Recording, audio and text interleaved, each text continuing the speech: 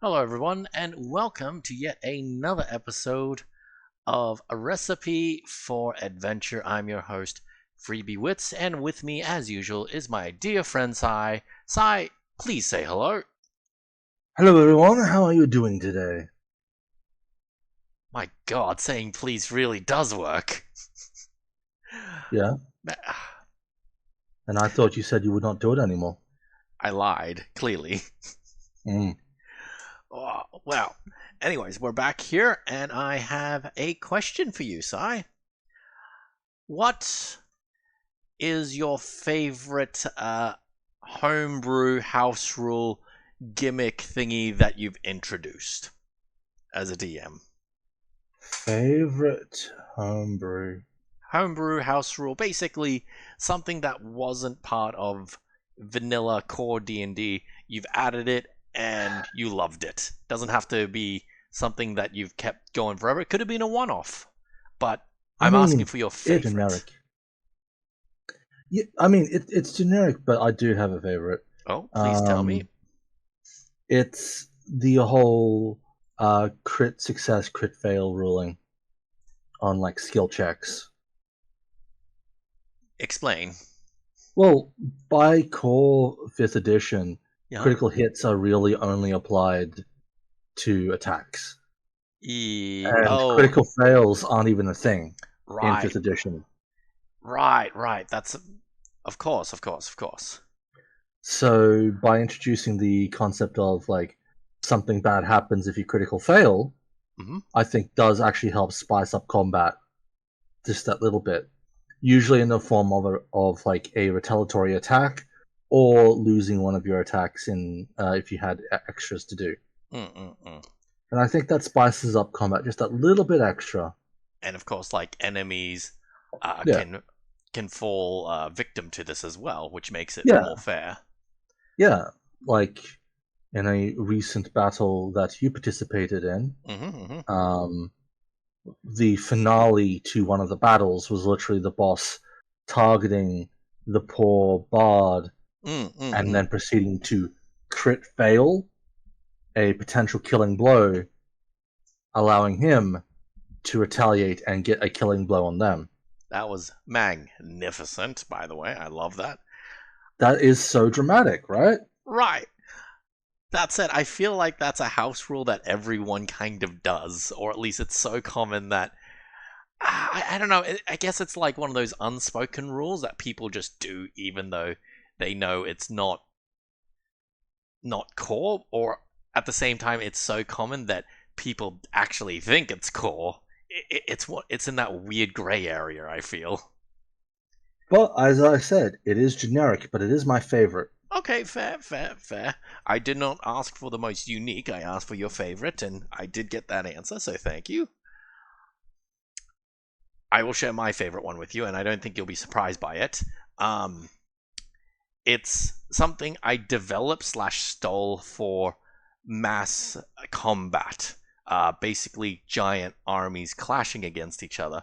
Instead of having the players roll dice and having miniature counters zoomed in on each like part of the war and the big battles and stuff like that, I made it way more abstract by giving players cards, and then depending on like the encounter they fight in that big battle and war, I would put up certain cards that they need to beat and add up their values, and the players would have to use their own cards, which they had in their hands, to beat that value.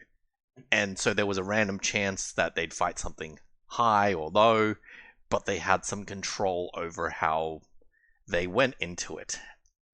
And it kind of spiraled off into me making my own game system, cards, paper, action, which I really enjoyed.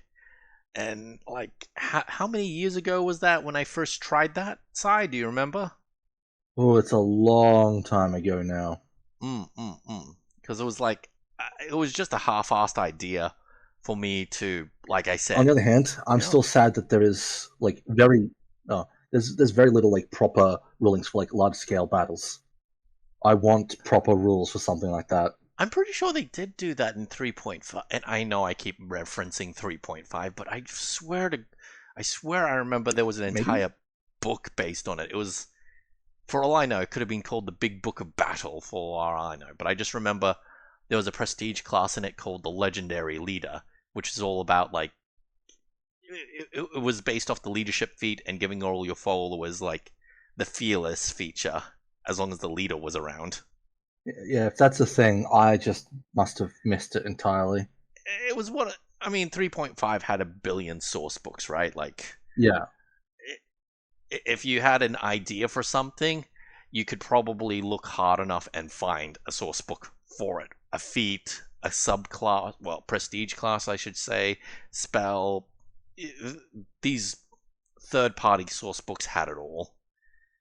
I'm a bit sad that 5th edition doesn't have that level of third-party content, but it's probably Uh, for the best, for balance of uh, reasons. there's a lot of third-party content. Mm. Particularly if you go onto like the GM's Guild. Are they properly published though? Like 3.5 had actual books I for believe sale. GM's Guild had proper links to it all. Like for sale books? Yeah, GM's Guild has stuff for sale. Oh, I did not realize that. Oh, well, there we go then. Well, anyways, we are Pointy hat. point. Where are you? I just realized I don't see your username on the Pirate Cove. Oh, that's because I have neglected to hit launch game. Oh, I will do that now. well, there you are. Excellent, excellent. So I believe we more or less figured out what to do with the Pirate Cove. N- Bunch of drunk Now, people. Yeah. I like what we've got here. Mm-hmm. I want to make a little adjustment to it. Oh, okay. What adjustment would you like to add? These pirates are technically helping out. They're technically helping out, like Father Giovanni's crew. Yeah. By And attacking the. yeah, Oh, I think I see where this is going. Go on. I don't want to put Father Giovanni's crew on there, but knowing that we haven't done anything with the devils yet, I want to put an imp. Oh, okay. Take out like maybe like 2 pirates and add an imp. All right. Okay. Imp, imp, imp. Do you have a imp token by any chance? Um, Because as the viewers can see, I am not in possession of a proper imp token. I have to steal one from the web. Or make one myself, and I'm too lazy for that right now. there we go. Got one. Where is he? Where is it? Where'd you put him? Hopefully you can see him. Oh, yep, I see. Oh, he's a little green bastard. Yeah, because I want to slowly. We've potentially shown an imp already. Mm-hmm. I want to actually do something with the imp, and I think it would be really cool.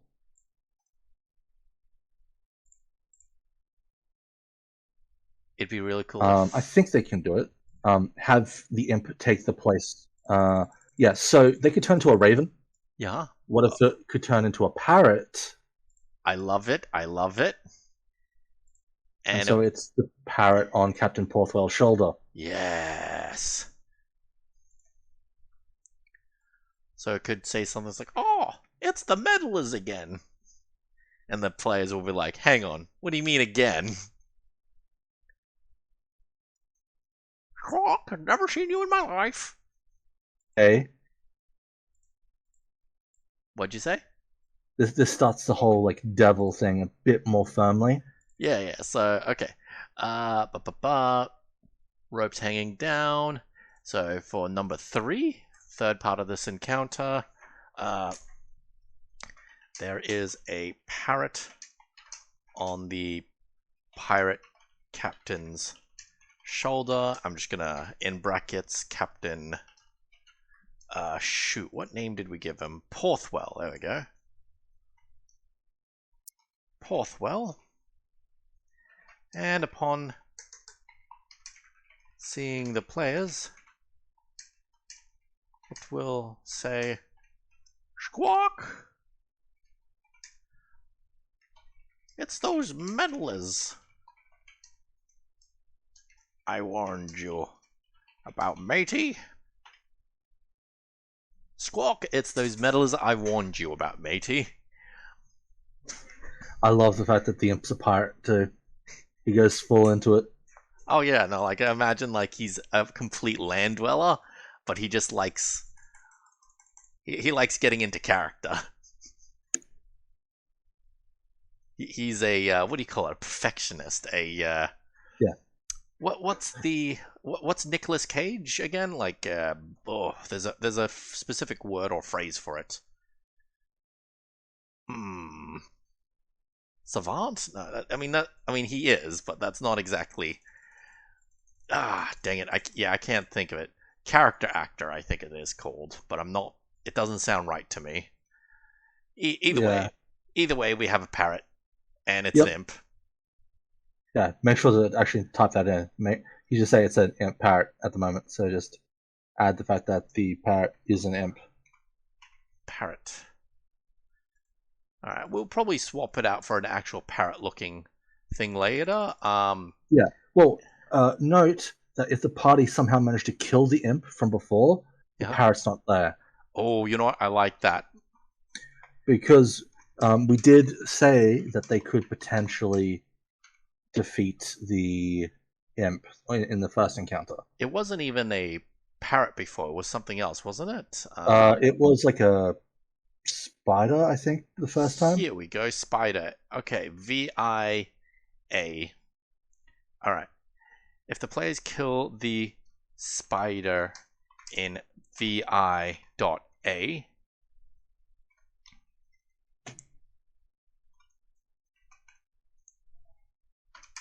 then this parrot slash imp does not appear. Or Yeah, that just gives a little bit of extra flavor and you helps. know what? Yeah. Let's say if he doesn't appear, if he does appear, he's drunk because the pirate captain's warned ahead of time. Oh, okay. Yes, you know what? Okay. Oh, no, never mind. I got that wrong. Ah, man, formatting is hard on Google Drive sometimes. Okay. If the imp slash parrot is alive, then the pirate, then Captain Porthwell starts the combat tipsy instead of drunk, like the rest of his men. Okay, so what does Tipsy do, if anything? Maybe just disadvantage on dexterity checks. Okay, sounds good. So he can still hit very hard and very well. Yeah, then just note that down. And he still has advantage against fear effects and intimidation. Yep. Tipsy. There we go. And you know what? I want to add in like a little section. Oh, we should put this in. There we go.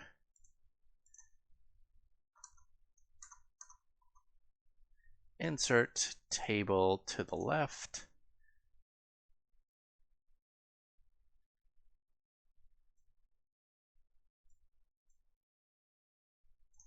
Oh wait, hang on. Can I just...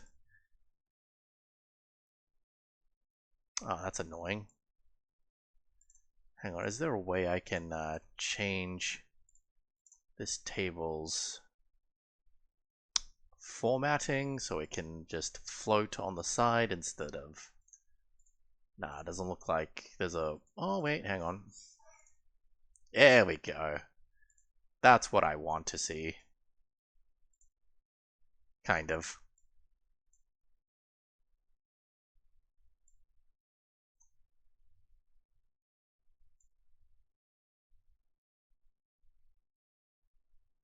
Whatever. Alright, so, I'm just gonna copy paste the tipsy rules and the drunk Drunk rules. rules. Yeah. Yep. Just so, like, it's just a note for DMs to see what that means. Yeah, that's probably for the best. Tipsy. Oh, Oh no, but you somehow deleted the table as you did it. how? I don't know. Okay.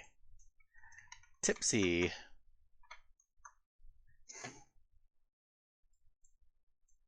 Oh, yeah. Tipsy. And then we'll have drunk, and then I will copy paste that from one of the minions. Open character sheet. So the idea is that the pirate captain will still be drinking, but he'll go a bit easier on it if he knows there's trouble. If he's aware. Yeah. Yeah. Cool. Being drunk. There we go. It's a nice little note Thinking there. about it, should we make it disadvantage on dexterity checks and saving throws? Oh yeah, yeah. You know what? Yes, let's do it that way. Why is Yeah, it? because I think saving throws as well just like makes sense. So if someone has like a fire-based spell that you have to dodge, like a dragon's breath or something. Saving throw. Yeah. Let me just make this consistent. I'm adding it to the character sheets. Oh, yep. Awesome. Beautiful, beautiful. And the imp slash parrot will not be affected. No, because he won't drink and or doesn't. Yeah, either way. Can I put the canon rules over here actually? Oh god.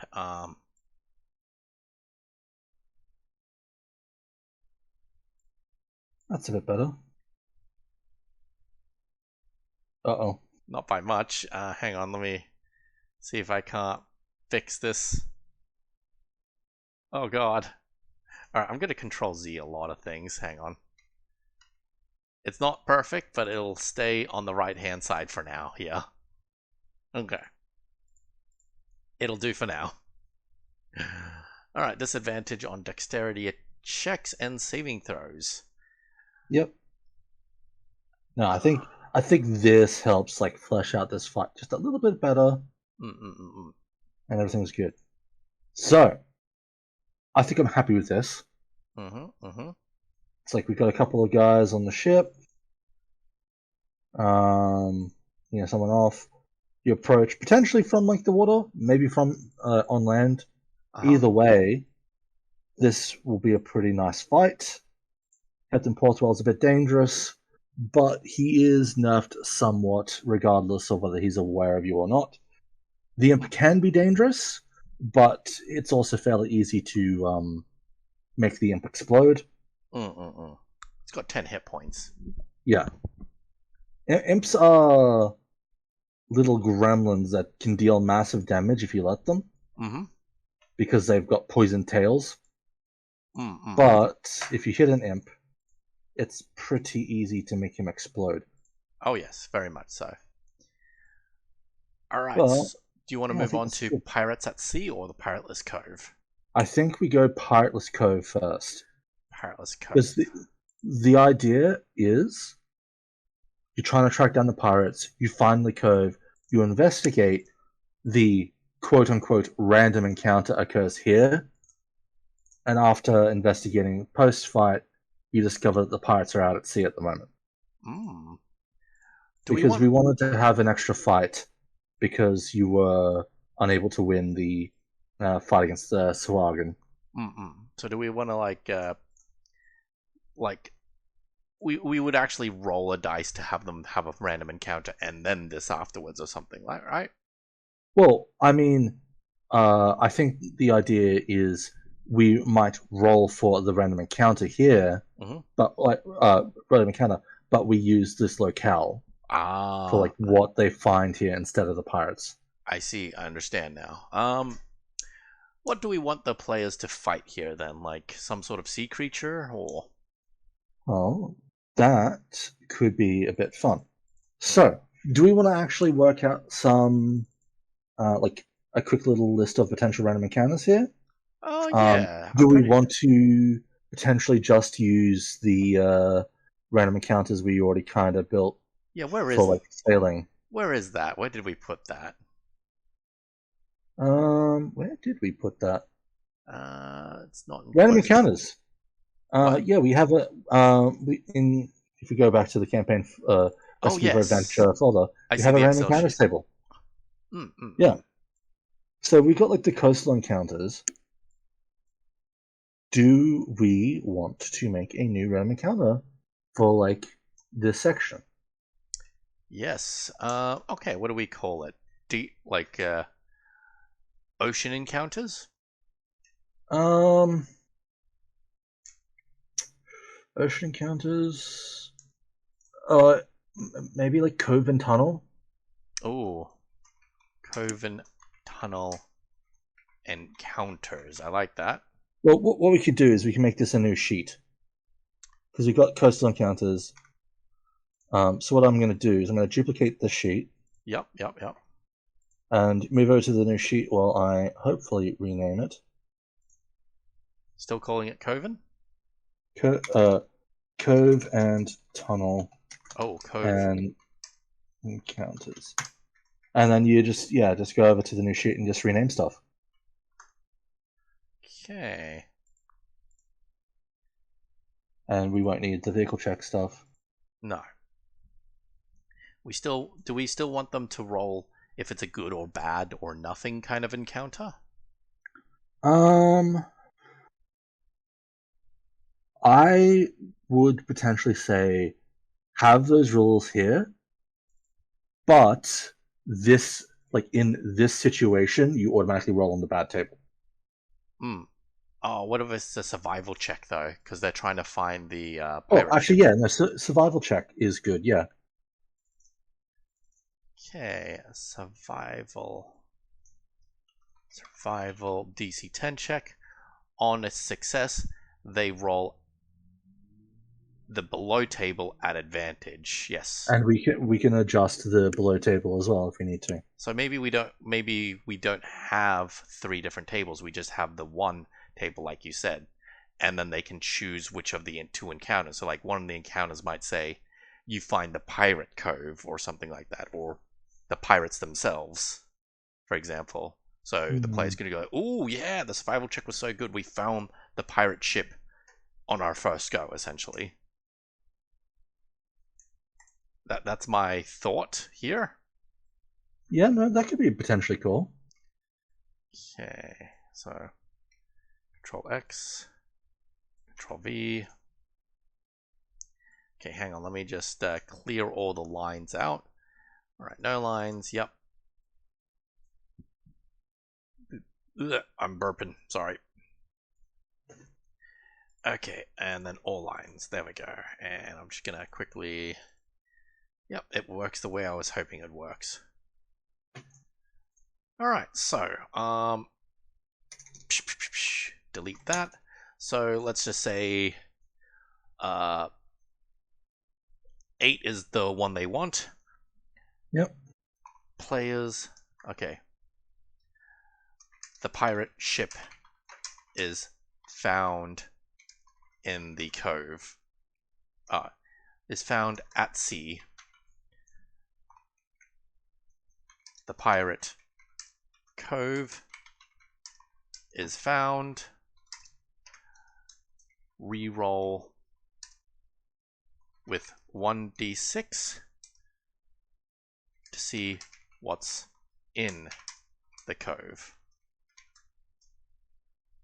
So that way, like, they could, in theory, like, fight some creatures Yep. that have, like, swam into the cove, essentially. Well, in And that case, while you do this, do you want me to quickly whip up like some basic tunnel maps? yeah, yeah, whip up some basic tunnel maps, and I'll think of, like, things to. Uh, so the cove would be where the tunnels are, right? Yeah, like well, the idea is that this is the cove and the tunnels, but we have like underwater tunnels and stuff, as Mm-mm-mm. well as like technically just underground but not underwater tunnels. I don't know if we are gonna have the players when they're looking for the pirates gonna go into the tunnels, are we? Well, we are already in the tunnels because we're underground in the Sahuagins like domain. Oh, that's what you. Right, yes. And Oh, so because either, but yeah, Castronopolis, yeah. yeah, because we're in Castronopolis, which is already underground. Right, right, right, right, right. Okay, found at sea. I say sea, but it's like underground sea. Alright, I think I need Yeah. to, because my thinking was it was outside of Castronopolis, but like, no, I like this idea more. Um, okay, you know, I'm gonna mention that. Yada yada. Pirates, pirates, pirates, pirates.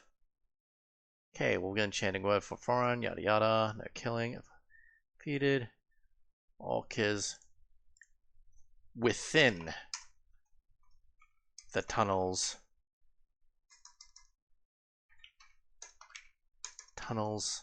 Ugh, of Castronopolis.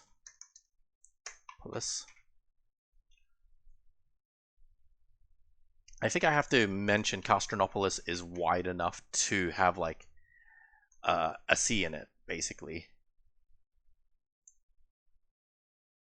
Grace Light Island, extended branches, la da da da. Okay. So it's not a cave entrance. Um, sorry, I just have to rewrite some things to make things more uh, obvious, basically, to myself. Caves in the near distance. Flooded caves. Flooded. Half flooded caves. Flooded caves. It is the largest cave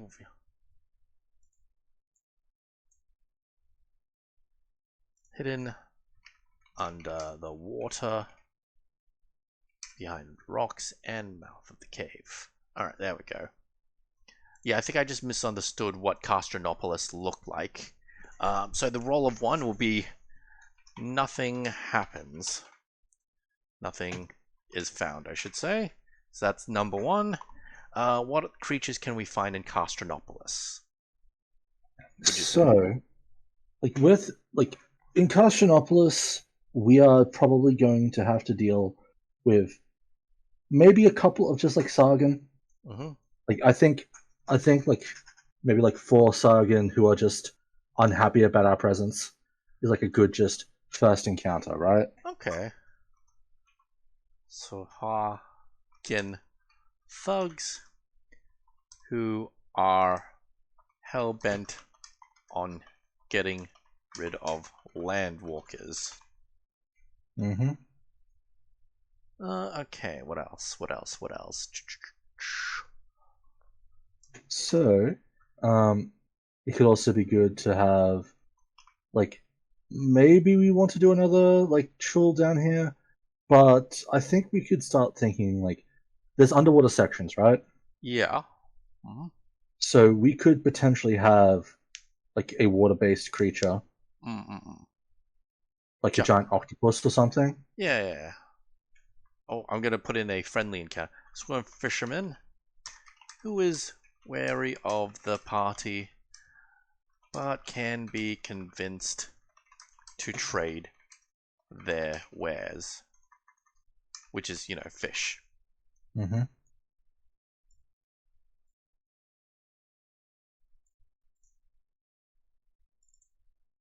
So, giant octopus. A I, giant. I'd say maybe two because a giant octopus by itself is like CR1, I believe. Two giant octopus.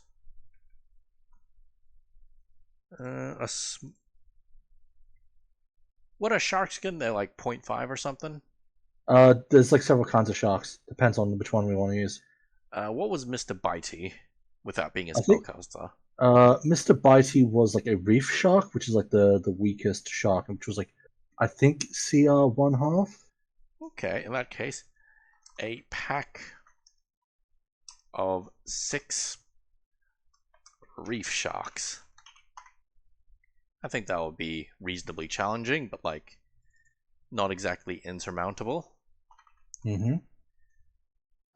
What else? Ooh, what about water elementals? How tough can they be? I probably wouldn't go a water elemental, Mm-hmm. but the water weird is probably a good choice. A water weird. So water weirds are like slightly weaker than like the proper like water elemental.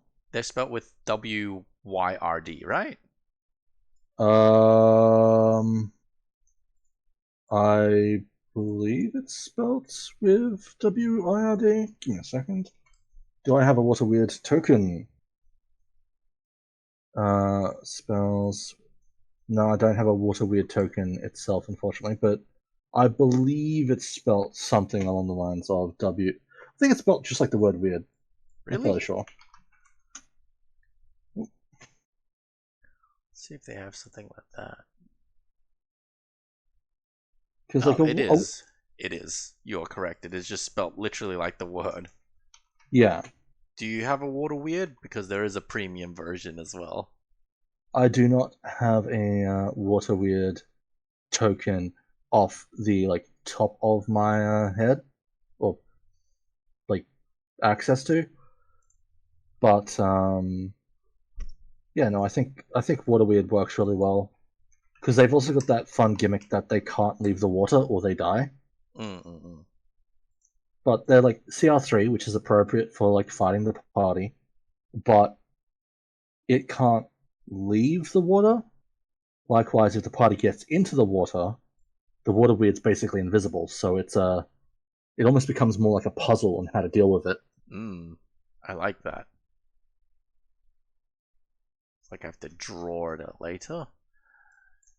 That's Yeah. annoying. Like I can get the token really easy thanks to 5e tools. Yeah, yeah. Okay, so if they fail, so that's IX. I believe. Yep. Okay. However, the players must track them down themselves. Go to IX. Being led into Castronopolis's waterways within the island itself. The players are confronted with branching paths and streams of wide open ocean within a, what do you call it? What's another word for complicated? Because I was gonna say within a complicated cave system, but there's another word to describe it. Complex, just Complex cave system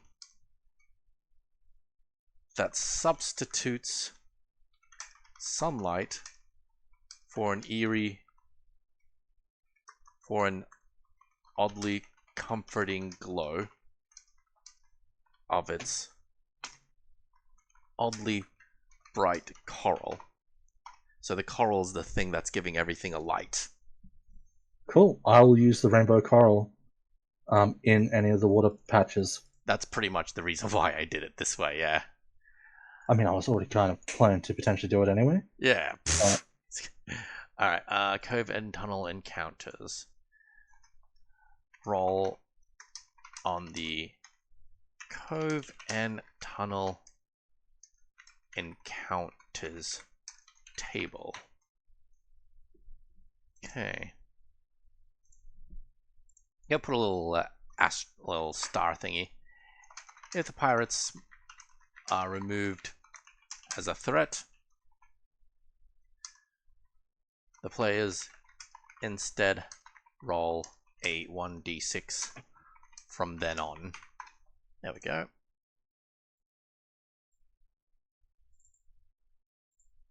I want this to, what do you call it? Bend around. There's a bendy button somewhere. No. Text wrapping. Here we go. So this 1d8 table can become a 1d6 table instead later on. Yep. And that's the fun of doing stuff like that, right? Yeah. Can modify things as it goes on. Yeah. And this way we can have multiple potential encounters. Alright, so go to X. And of course this all leads back into XI.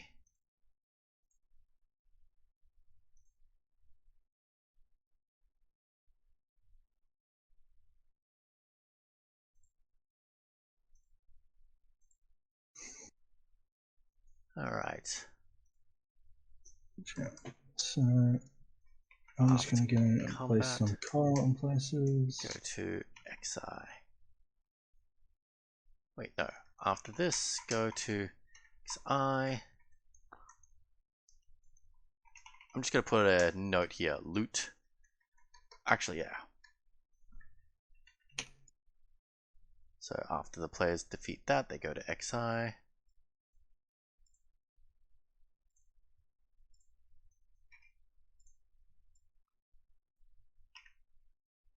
And the same will be here. After the random encounters table, go to XI. So either way, like the players will defeat the pirates and end up at the cove eventually.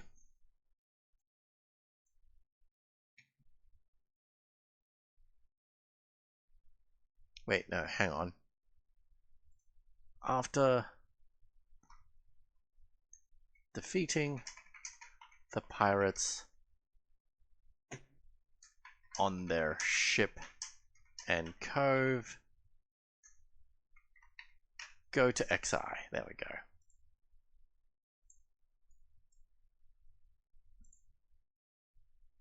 Do we want to put down loot for what's in the cove and the pirate ship as well? I think that is possibly a good idea. Okay, so I'm gonna put this over here.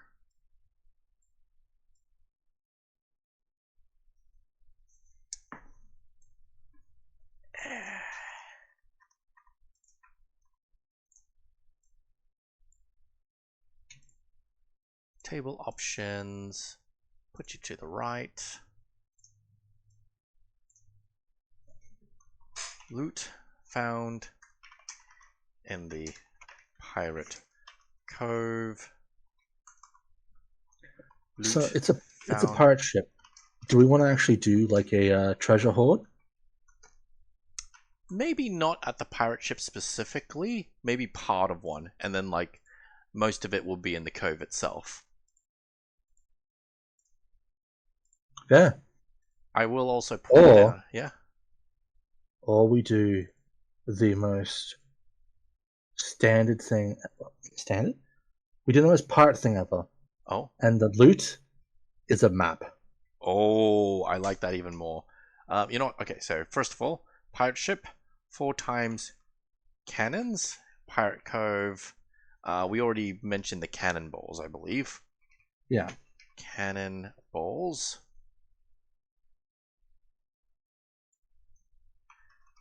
Cannonballs as described in X2. X2. Okay. Treasure map. Do we want anything in the cove itself that's useful? Maybe like a little bit of stuff as well. Like I still want some useful things on the pirate ship and not just the treasure map.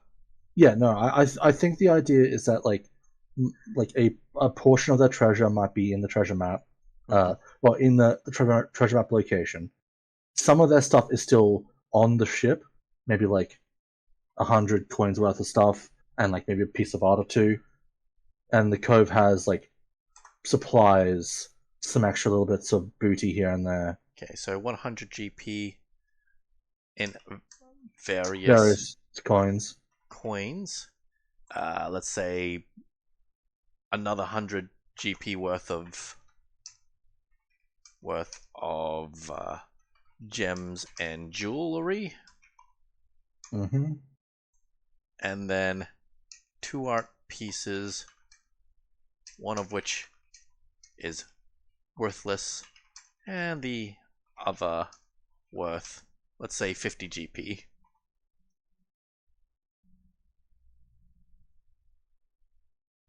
Okay. So what do we want in the Pirate Cove? Some supplies, right?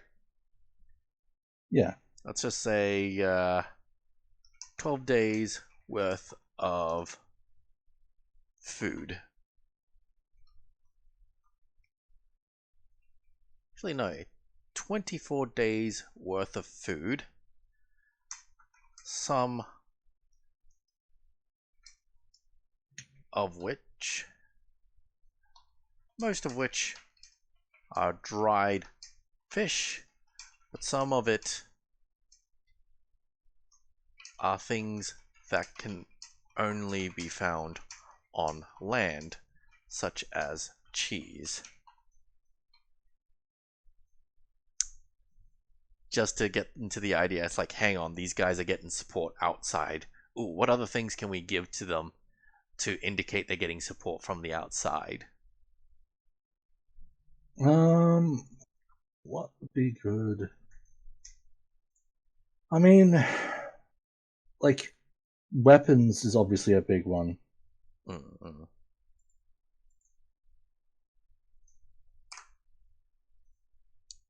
But it's Okay. like, yeah, it's like Okay, let's say 3d6 simple weapons, and then 1d6 martial weapons. yeah, because it's like okay, they just have a supply of extra weaponry. Mm-mm-mm. Why? It's like, were they planning to like get more people to help support them? Are they like robbing weapons from people? It's enough to like give questions, and if the DM wants to like flesh out what exactly they are, this could be that good opportunity to finally give that fighter the great sword he's always wanted. Mm-mm-mm. Oh, you know what? I also want to put in odd looking crossbow handle with a barrel on top. Ooh, and you want? Do we want to actually give them an actual like flintlock? Yeah, pretty much. Cool, And because that'll be in the unique items section. yeah. Um, do you want to make it like a pistol Yeah, or a rifle? pistol is fine. So I'll call it the prototype flintlock pistol, found in the Pirate Cove. First described as a odd-looking crossbow handle with a barrel on top. Actually, no, I'll make, yeah, flintlock rifle, I'd say then.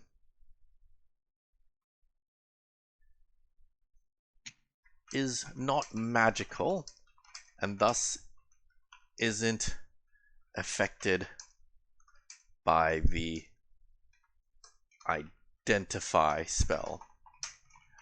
However, once the players have a long rest, whomever possesses the weapon is visited in their dreams of visions on how to use the weapon properly. There we go. So, odd-looking crossbow handle with a barrel on top, with a small bag of black ball bearings and black powder and mysterious black powder. And let's just say, how many shots do we want to give the players? Since we're giving this out as like a kind of semi-magical weapon type thing, Yeah, do we actually want to limit them on their ammo? I think we do. Or- Like, make it so like they don't know how to recreate this thing. Just give them the ability to.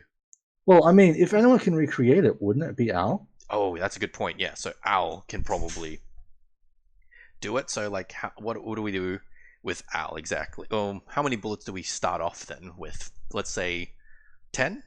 10 or 5 even? I think 10 sounds like a good amount. It's not enough to be like never use it during the campaign, Yeah, yeah. but 10's like, ooh, juicy. Once players have a long rest, they have visions. They gain visions on how to use the weapon. I believe the DMG has rules for flint like rifles, doesn't it? Rules for rifles. Yeah. I believe so. Okay, let me double check. Yada yada Yeah, yada. the DMG should have rules in the futuristic tech section, which is towards the back. Yeah. Futuristic. Yada yada yada. Nope, that's not it. Weapons, weapons, weapons. Here we go. Page 140, maybe. No, that's a different thing. Because it's in, like, I believe the DM's toolbox section. DM's toolbox. What page is that? Which is the back end of the book. Trick objects. Random chaps. Dungeon scrolling. Creating a dungeon. Random dungeons. I think I've gone a bit too early. Or not far enough. I'm not sure, actually. There's going to be a section on guns. There is. Let's see if I can't find it quickly. Guns. Here we go. It is page 267 and 68. 267, 68. Explosives, gunpowder. Here we go. Yep, and then firearms. Firearms. Here we go. So we want to give them a musket. 1d12. Well, do we want to give them the full musket or just the pistol? Because I'm fine with giving them the full musket if we treat it like the special weapon that it is. Yeah, yeah. Okay, yeah. Let's give them a musket. Prototype musket. So not flintlock. Musket. Uses the rules of a musket. DMG page 268. 268. I believe that's how they lay it out when they're referring to like things from other books. And I believe in Al's Potions for Sales. I'm gonna rename this Al's Potions for Sale / magic items. Okay. So I'll say at level 3, how much should it cost to make ammunition, would you say? The ammo itself wouldn't be too bad. It's the black powder that might be a bit more expensive. So I'd say gunpowder plus shot. Plus ammo? Yeah. Gunpowder and ammo for 5 shots might be worth, say, 25 GP. 5 shots, 25 GP. Did you say? Yeah, I feel like Like you because would do it in batches. because like for example, the gunpowder, a powder horn is worth 35 GP, Mm-mm-mm. and so like 25 GP for like enough shot to fire 5 times, and the bullets as well. That is like, oh, actually, it's got ammunition, 10 bullets for 3 GP. Down in the actual price in the on page 268. Oh, Do we so want to just use that, so or do we want to actually set our own price? no, I'm okay because like D12 damage from range isn't Yeah, too game busting. I feel so. How much yeah, was it? 3 GP for 10 shots. yep. 3 GP per 10 shots. Okay. But just note that it like might take time to actually get it. It's not just walk into the store, pay 3 GP, and just walk out with like 100 shots. It's like, no, Al has to custom make it. Mm-mm. Can only be done once per day. There we go. As you said, it does take a while.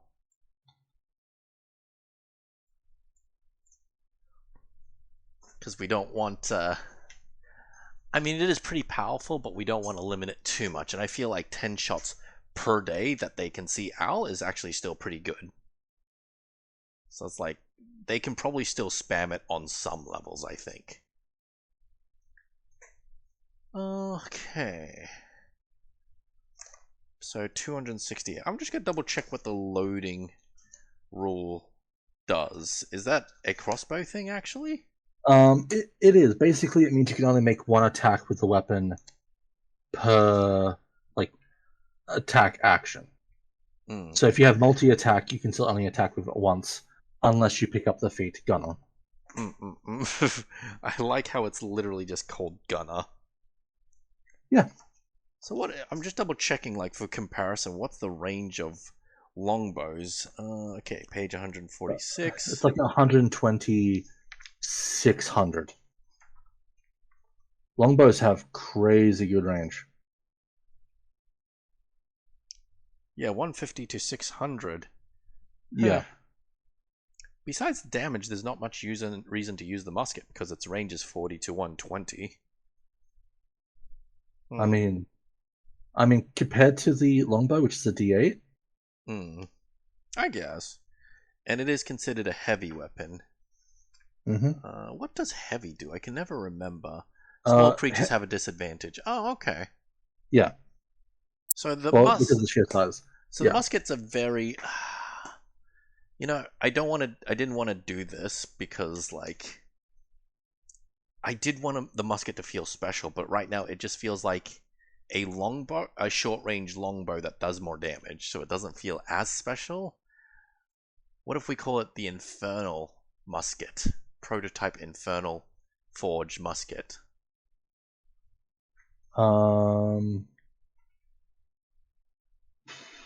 Infernal Forge? Okay. Like the forces of hell are making it? Yes. Okay. That gets some cool potential lore gimmies. Yeah, because like the devils are around helping him out, so maybe they. And, the forces of hell have access to a lot of fire for forges. Is not. Okay, so. Is not magical in of itself. Okay.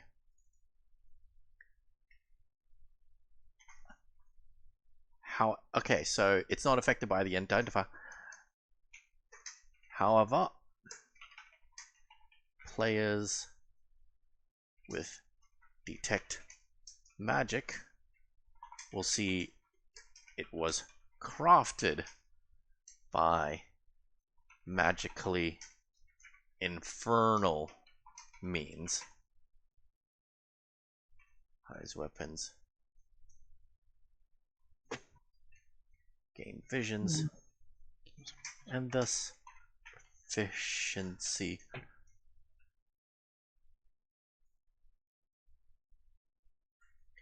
How much more powerful do we want this thing?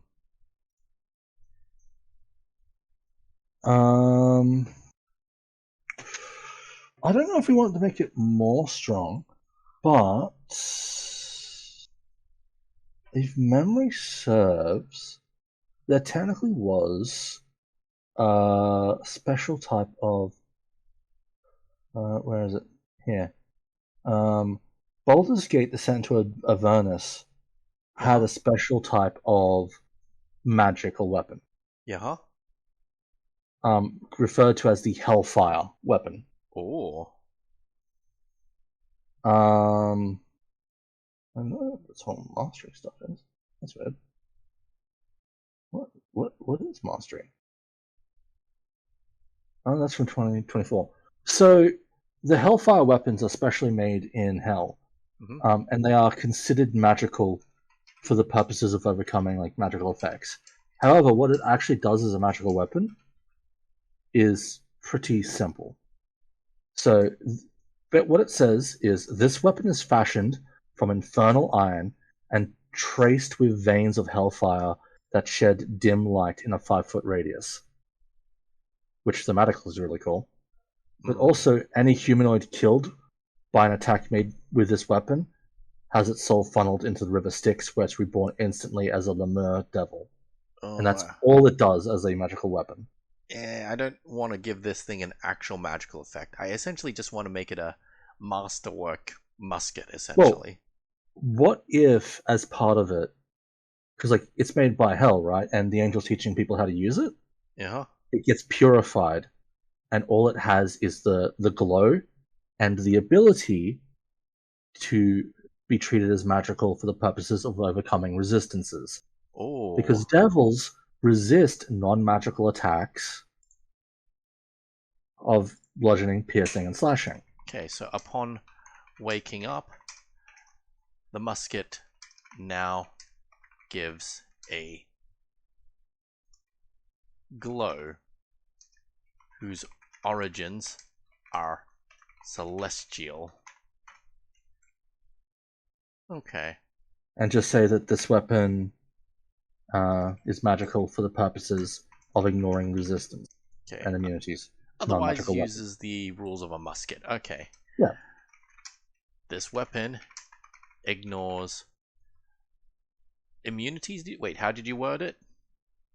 Um, is magical for the purposes of ignoring resistances and immunities to non-magical damage. This weapon is magical for purposes of ignoring immunities. Ah, I can't. I know it's like a monk thing for like their key weapons. That's how it's worded, isn't it? Yeah, basically treat it the same purposes as like a monk weapon. Ah, Um, like you're saying these words to me, but my brain just can't keep up for some reason because I'm. well, Uh, let's have a look at how monk writes it. yeah, I've actually got it up now.